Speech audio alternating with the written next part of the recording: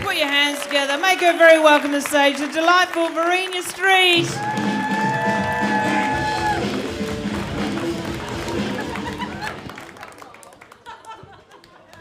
I'm almost intimidated to say this, but I'm born in Hobart, Tasmania.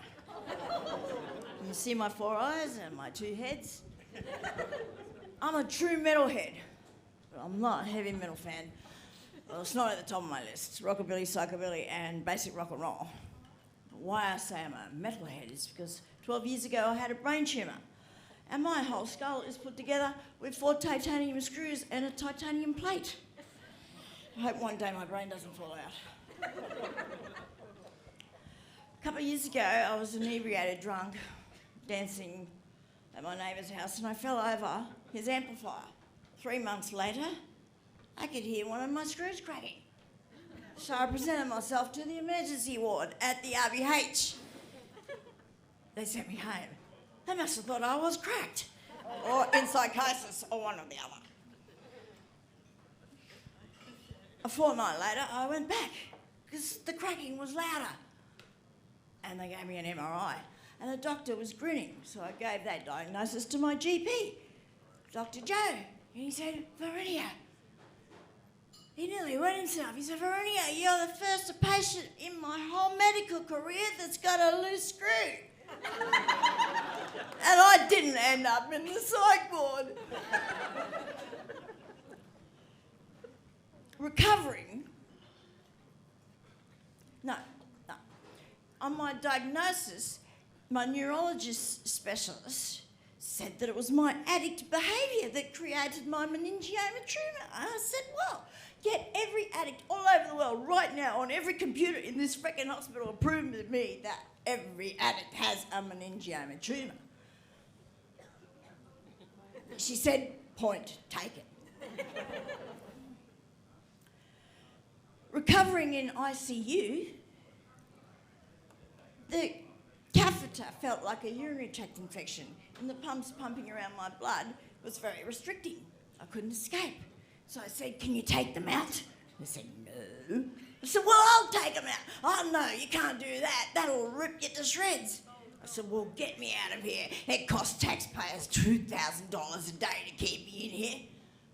2 seconds later, an old man that just must have come out of an operation said, get her out of here.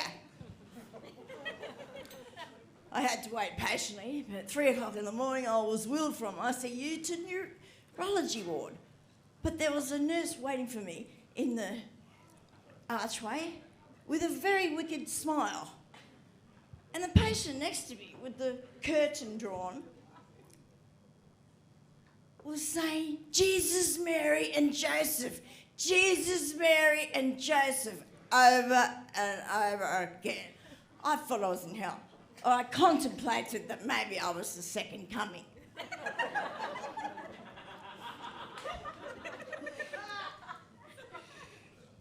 Well, because I was an addict, registered at the time, I wasn't allowed morphine.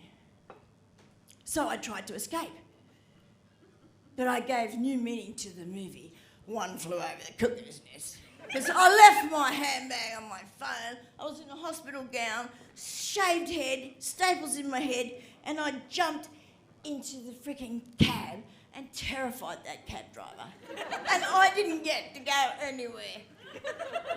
And the security guard put me in the freaking wheelchair and took me back up to the ward. And they gave me morphine. Stupid me with my honest addict behaviour. I go, thank you, I felt that. The next day, slow release.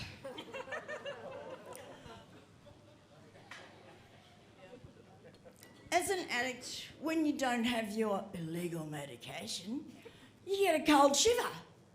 But I sailed through menopause. I got a hot flush and I went, thank you, God! My whole life has been a comedy of errors. I've survived epilepsy, a brain tumour, ADHD, PTSD, anxiety, and maybe tonight, comedy!